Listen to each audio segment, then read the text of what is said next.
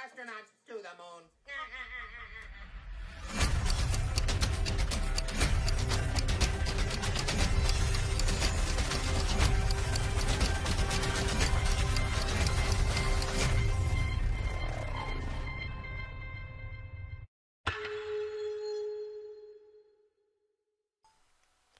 What's going on, everyone?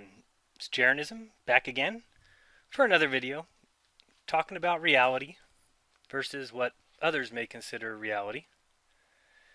Kind of came to a realization recently, and that realization was that basically whoever got there first got to make the rules.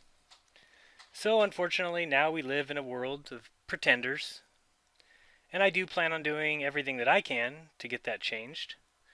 Mostly because Pretend Land or Globe Earth or Ball-E World, Twirlorama, you name it, is all taught in schools.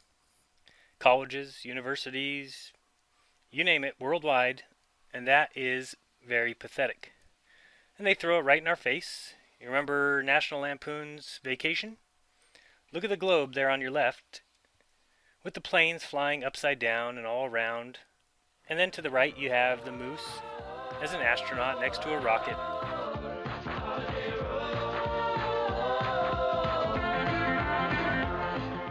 Sorry, folks. It's impossible to live on everyone's favorite spinning, orbiting piece of nonsense. I mean, you'd spin right off. I mean, use your noggin, geniuses.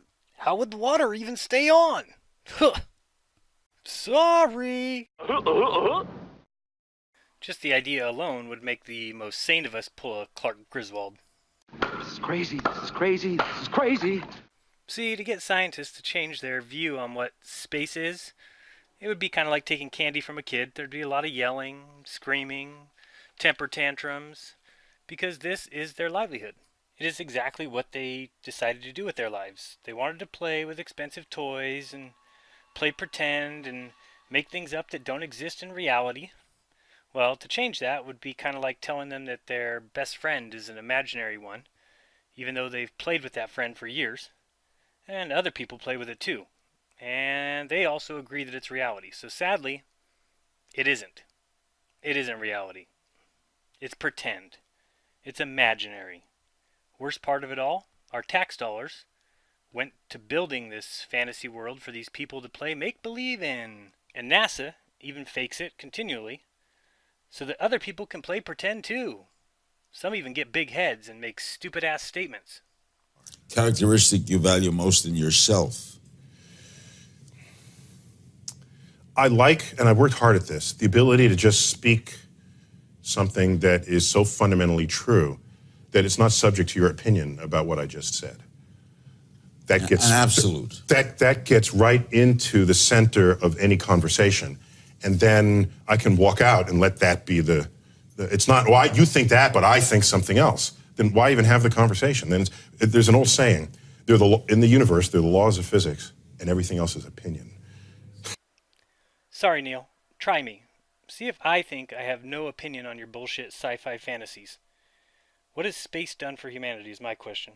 It gave you a mansion, a nice car, a nice job, and an enormous head. So keep telling lies, and I'll keep calling you out. If you want to believe in things like this, Neil, go right ahead. You want to believe that they float around in space and that micrometeoroids are flying around and leaving holes like this in the ISS? You want to believe that this is Pluto and convince all these gullible people that this is Saturn? Yeah, this is a real telescopic view of Saturn. You want to tell people that it's a place that they can one day travel to? You want people to believe in this? This. Folks, our job is crystal clear. At this point, we just need to laugh. Laugh our asses off at these pathetic people who want to keep making excuses and saying that this is all real. It's a cartoon. It is make-believe. It's a sad excuse for reality, and it simply doesn't exist.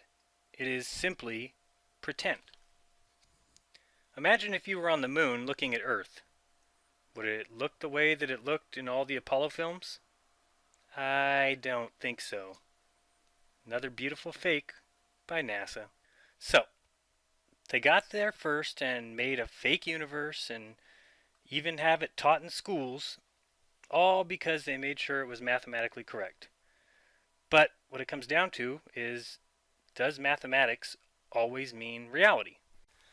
So first, let's take a look at a couple quotes, see if they can help us out. First one is, today's scientists have substituted mathematics for experiments, and they wander off through equation after equation, and eventually build a structure which has no relation to reality.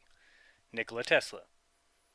And Max Planck, surveying his own career in the scientific autobiography, sadly remarked that a new scientific truth does not triumph by convincing its opponents and making them see the light, but rather because its opponents eventually die, and a new generation grows up that is familiar with it. And lastly, the skeptic will say, it may well be true that this system of equations is reasonable from a logical standpoint, but this does not prove that it corresponds to nature. You are right, dear skeptic. Experience alone can decide on truth. Pure logical thinking cannot yield us any knowledge of the empirical world. All knowledge of reality starts from experience and ends in it. Albert Einstein, 1954. So from this, we can conclude that there are two different types of mathematical truths. Number one, mathematical truths only. Number two, mathematical truths which also correspond to physical reality. In which one do you think the globe falls into? Clearly, the globe is completely and totally impossible. Let's take a look at a few examples of this. First, let's look at solar and lunar eclipses.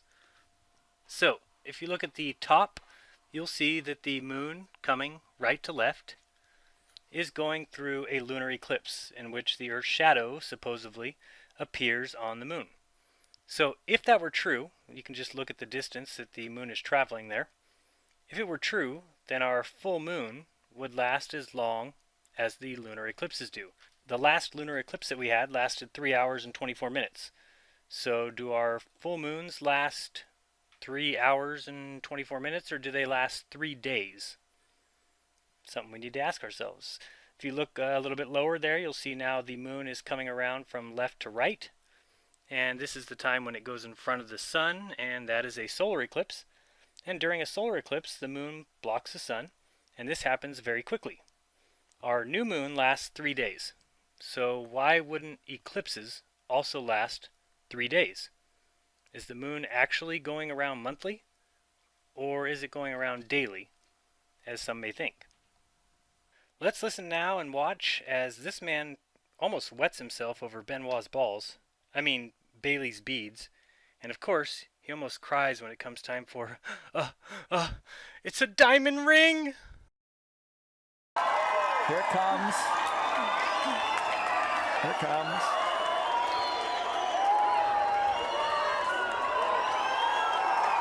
We've got the camera. Oh, we got some Bailey's beads.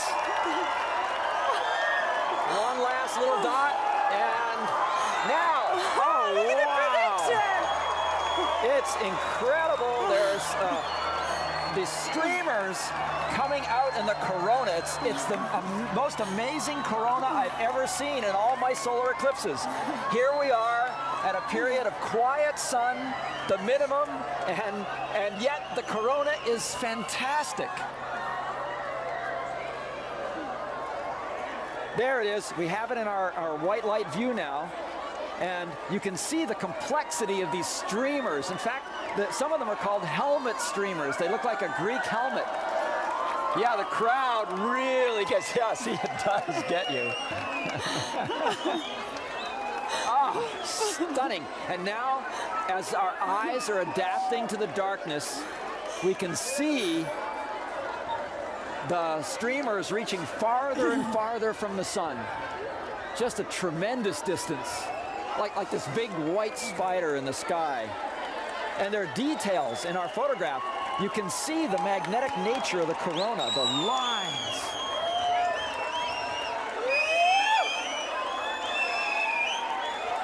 Some close-up of the edge of the sun and the corona. Fantastic. Stunning, sir. Very exciting, really. Teşekkür ederim. The corona is really bright around the edge of the sun. It's quite bright close, and there's lots of structure to it. Oh, where are the planets? I don't see the planets. Our students are enjoying it. Little screen there. Yeah, the light is glowing around the horizon, scattering on the clouds and making it just a little too bright to see the planets. The prediction. It's just like a prediction. It's incredible. You're going to have to talk about that. Wow. We're about midway through the eclipse here. It's amazing to be able to see the overall magnetic field of the sun sketched out in the lines of the corona. Yes!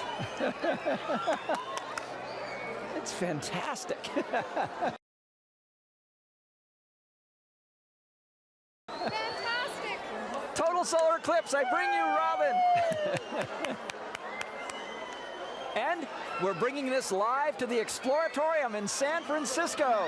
Hi, Linda and Ron Hipschman. Linda Shore and Ron Hipschman is hosting there our wonderful eclipse program. Oh, the birds are coming in to land in the theater.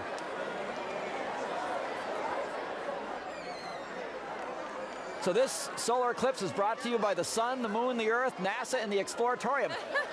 I see at the lower part of the sun right now a bright red dot. It's like the chromosphere, one part of the chromosphere, maybe a naked eye prominence in about 5 o'clock here in our naked eye view. That, I've never seen something like that in the middle of an eclipse. Oh, wow. Yeah, that's the most amazing red as the chromosphere begins to come out, being unveiled. That's really unique, that red. Here comes again. Here comes the sun. Let's go to the whole sun view. Diamond ring, a fantastic diamond ring. There it is. Oh, wow. Time to go back to glasses. Once again, the sun returns. We're saved by the laws of celestial mechanics. Mechanics. A bright red dot. Oh, wow. It's the most amazing red I've ever seen. Here comes the sun. Oh, wow. If you believe that these eclipses are real, I ask you again to please randomly choose any 10 YouTube eclipses that you want and go see if even one of them looks even halfway legit. They are not real. It's a joke. Another hoax on us. Ha ha. Look at everybody believing in these things. If you disagree, take my challenge. Go watch 10 of them. You'll see. Now take a look at this image. No, it's not Mickey Mouse. Pretend you're that pink character at the top, and imagine this is what you'd see from your vantage point. Sunrise on your left, sunset on your right, in 14 hours. How about a blood moon, with the sun and the moon both above your horizon at the same time, and that shadow on the moon is that of Earth, of course. Does that make any sense? Now let's take a look at this image. I'll go through it kind of step by step with you. So first, imagine that you are the man standing at letter A, the little pink character. Looking out at your horizon, you can see that the yellow lines are kind of his vantage point. Now, if you were to say, well, the pink guy is standing at letter X, or the pink guy is standing at letter Z, understand that we could rotate the globe so that your pink man was standing at the top where I have situated letter A, right? We could rotate X so he was where A is, or rotate Z where A is, so everyone has that top perspective. So now let's look at letter B, which would be the sunrise. That's what you'd see from your vantage point. Not very far out, right? If you're looking out over the beach, we're talking possibly 3-4 miles deep, and being able to see the sunrise. Now let's jump over to letter C. Now picture that we have simply turned around. So we saw the sun rise. Now we're going to turn around and watch it set. So you can take a look at letter D, and you can see that the sun sets. Now that happens within 14 hours, as letter E states. However, if you look at letter G, that sun needed to set and go all the way around the globe and come back up to letter H in order for you to see it, which only took 10 hours. Yet the simple rise and set, as if you look at letter F, would take 14 hours. Hopefully that makes sense. We can move on down below here. You can see that the Earth is spinning. You can see letter K there showing you which way the Earth is rotating. And then you can take a look first at letter I, which shows you a distance of 2,500 miles. Now we can look out at letter N, which is the sun. Now if you're that first dot on letter I, you can't see the sun rise because there's a 789 mile curvature in the 2,500 mile distance between the first and second dot on letter I. So as the globe rotated to where the second dot on I is, to understand it a little better, let's look over on the right hand side and you can see that the person at letter P is looking out at the sun rising, which is letter O. Now you might wonder, where must that person be to see the sun rise? So look back at the globe on the left. Let's take a look at letter M. And if you look carefully, you'll see there's a black dot and a gray dot. Let's pretend that the black dot is on the near side of the globe, where we are, and the gray dot is on the complete other side of the globe. Now you might think that that's where you would be to see the sun rise or the sun set. But remember, between there and the horizon point would be 6,250 miles, which is about 5,000 miles of curvature. 5,000 miles. So do you think you'd be able to see over that hump of 5,000 miles? Absolutely not. So you'd have to wait until your position at M got all the way over to L until you could see the sun. So how are we able to see the sun rise and set? Let's take a look at this carousel. If you've never seen this one before, it's a world famous carousel in Santa Cruz, California. It was implemented in 1911, still running. It's kind of a cool one because you can grab these little, I don't know if you can anymore actually, you can grab little ring hooks and try and throw them in the clown's mouth, but people start throwing them at each other because, you know, us humans like to throw things at each other. So let's pretend that that clown is the sun. And this is us going around the Earth. So let's see how often we would see the sun rise or set. You can kind of pretend that pole in front of you is the horizon. So we would see the sun rise and set. And then we'd have all this time to sleep. Because really, about 1/20th of our trip is the sunrise and sunset. Here it comes again. There's the sunrise and there's the sunset. So that's why the globe makes no sense. Like I've told you before, take an hour and just think about living on a globe. It doesn't work. It's pretend. It's a joke. There he goes. Goodbye. So hopefully you can see that if you're on the Earth rotating like this, how would you ever see the sun rise until you got to the position that your horizon was right in front of it? Like here, we see it rise, and then we see it set. And now we get to go around and wave at the people and look outside and eat a cotton candy and a corn dog. And here we come again, and we see the sun rise and set. Hopefully that helped you visualize a little better how the globe is a joke. Because remember that we see the sun half the time, and half the time we don't. So on a ball, that would mean that you get to see it half the time. How would it be possible to see the sun on half of our carousel trip here? How would we see the clown half the time? Another way to look at it is if you ever look at the night sky, half of the stars are above the horizon at a time, and half are below. How would that be humanly possible to see half of the stars? You would have to be cutting the globe in half, but you can't see down to the middle half of the globe. You would only be able to see to your horizon, which is the very top of the globe. So explain to me how we see all the stars above the horizon every night, well, half the stars, and half the stars below. Doesn't make any sense. Therefore, the Earth is not a ball. Here's another image to show you that astronomy is bullshit. If you take a look here, you can see there's two different Earths. Let's take the one on the left first, and we're the little white guy. Of course, from there he'd be able to see the stars as I've circled in purple. Correct? Makes sense? Well, 6 months later we'd be on the other side of the sun. So let's now look at the Earth that's on the right-hand side. And now we'd be able to see the stars that are in the blue circles.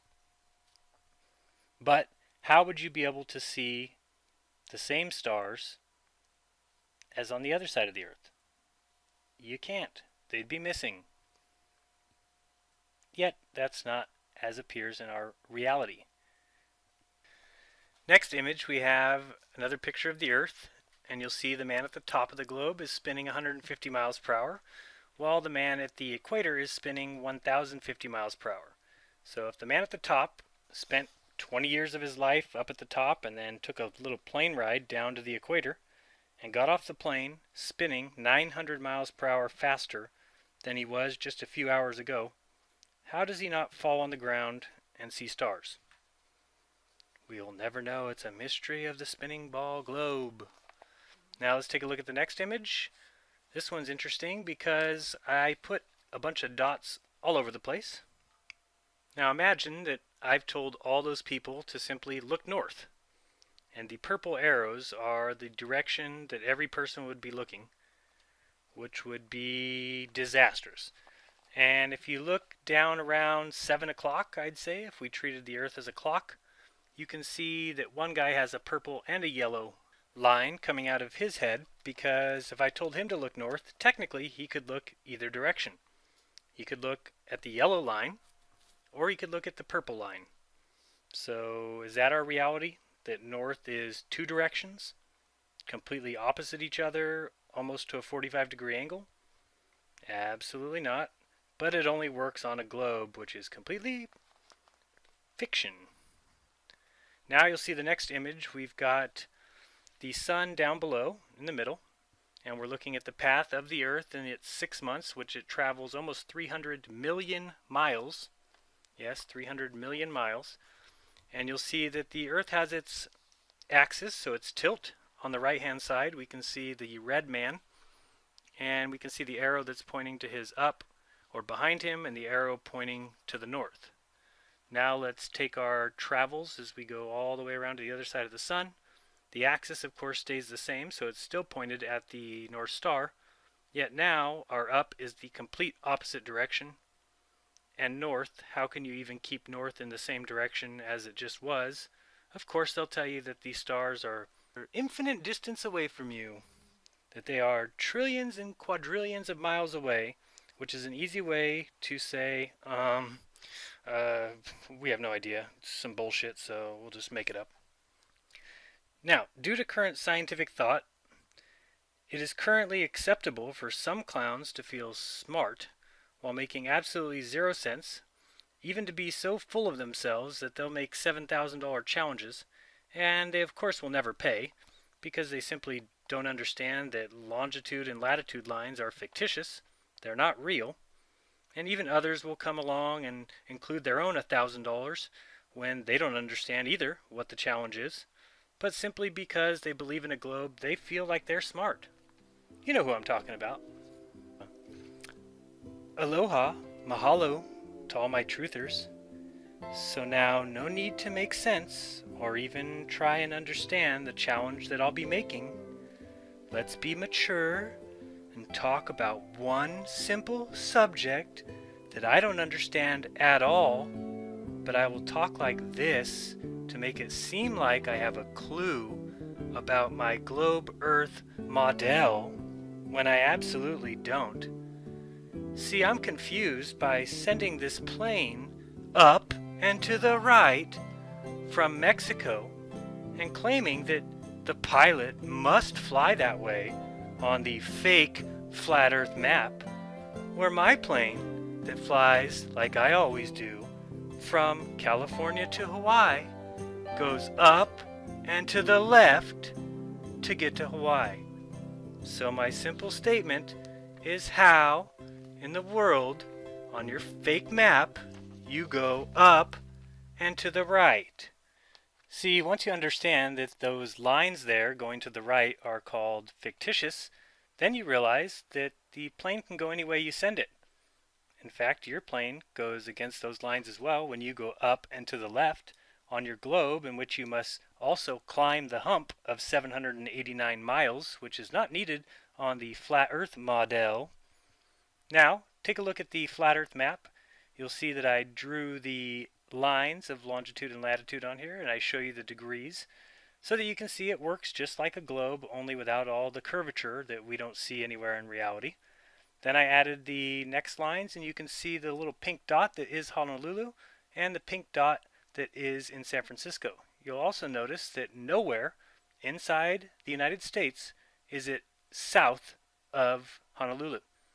It is all north, meaning that every time you ever travel from the United States to Hawaii, you'd be traveling southwest. So, number one, you see here, he showed the flat Earth plane is leaving Mexico and going south, then east. Why? Sounds like a pilot problem to me. I'd fire him. Number two, then magically he showed his plane leaving and going south and west, which would be the same as the flat Earth map. So I don't even mind the mistake, but the pompous attitude with the wrong info was kind of sad. And number three, the plane goes south and west as it would on the globe or the flat Earth map. Only difference is the flat Earth map gets to leave out that 789-mile climb that would really be tough on an airplane and all those occupants inside. But, you know, the globe's the fact, so I guess we just all deal with the big climb and the headaches and the altitude. But we're impressive creatures, what can I say? You can see here that on this little diagram, the highest mountain in the United States is 3 miles. Plane flies about 7 miles. The ISS flies at 250 miles high. Yet the plane on its way to Hawaii, 789 miles. It's an impressive jetliner. Aloha and mahalo, and thank you for not flying along the longitude and latitude lines. I am still interested in how exactly Truth Error C is getting out of paying Lori the $7,000 she deserves for a well thought out and quick response. That's one small step for man, one giant. I have a dream.